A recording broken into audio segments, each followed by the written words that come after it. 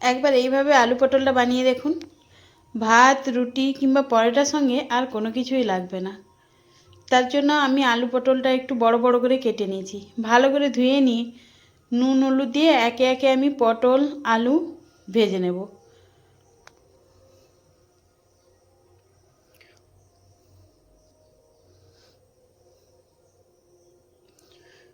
আলুটাও আমি একইভাবে নুন হলুদ দিয়ে ভালো করে ভেজে নেব।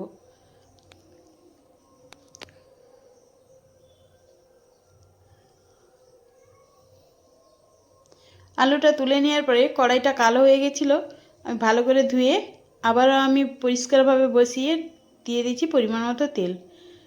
তেলটা গরম হয়ে গেলে দিয়ে দিচ্ছি শুকনো লঙ্কা, তেজপাতা, গোটা জিরে, গোটা গরম মশলা।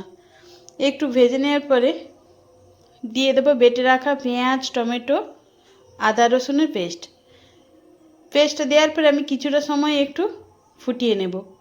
ফুটিয়ে নেওয়ার পরে গুঁড়ো মশলাগুলো দিয়ে দেব। এখানে যেমন দিয়েছি হলুদ গুঁড়ো, লঙ্কা গুঁড়ো, পরিমাণ মতো লবণ আর স্বাদ মতো চিনি, আর 1 চামচ কাশ্মীরি লঙ্কা গুঁড়ো। ভালো করে মশলাটা আমি কষিয়ে নেব তেল ছাড়া পর্যন্ত। তেলটা ছেড়ে দিলেই দিয়ে দেব 2 চামচ ফেটানো টক দই। আবারও একটু মশলাটা কষিয়ে নেওয়ার পরে ভেজে রাখা আলু পটলটা দিয়ে ভালো করে কষিয়ে নেব। সুন্দরভাবে আলু পটলটা কষানো হয়ে গেছে, দিয়ে দেবো পরিমাণ মতো জল। তবে এখানে আমি গরম জল দিয়েছি।